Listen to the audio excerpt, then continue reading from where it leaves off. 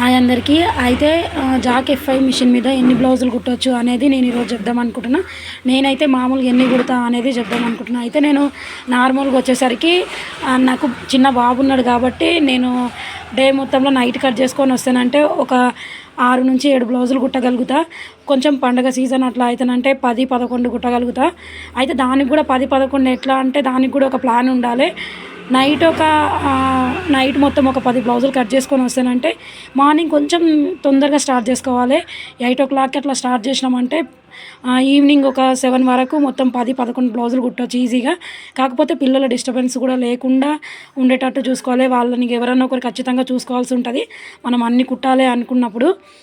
అయితే నా వరకు అయితేనంటే నేను ఇప్పుడు ప్రజెంట్ అయితే మా బాబుని చూసుకుంటూ 5 నుంచి 6, 7 వరకు మ్యాక్సిమం కుట్టగలుగుతా నేను.